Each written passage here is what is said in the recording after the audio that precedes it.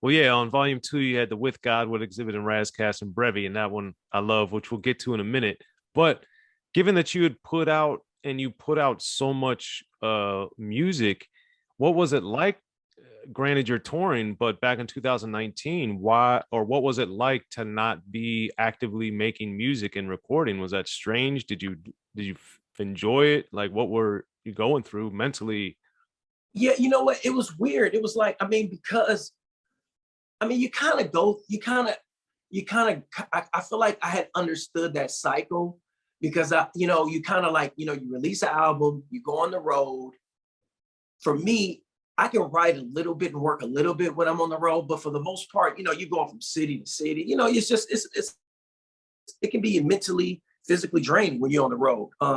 But that year, it was the full year. You know what I mean? It wasn't just like, all right, half the year. All right, now I'm going to lock in the fall. It was like, nope, you touring all the whole time. So it was kind of weird. I was just like craving to get in the studio. It was good because I started getting ideas.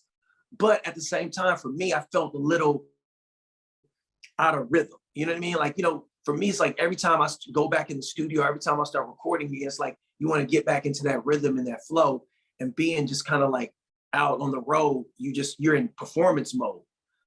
So it's kind of good or bad. It's like when you're on the road, you're just like you're itching to get back in the studio, but when you're in the studio, you're creating stuff because you want to get back on the road. Hmm.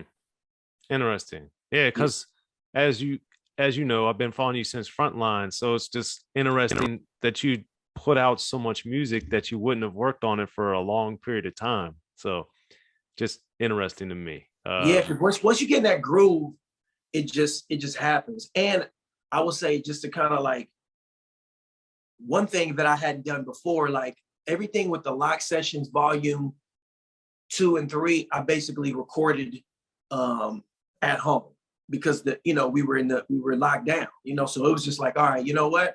We can't go nowhere.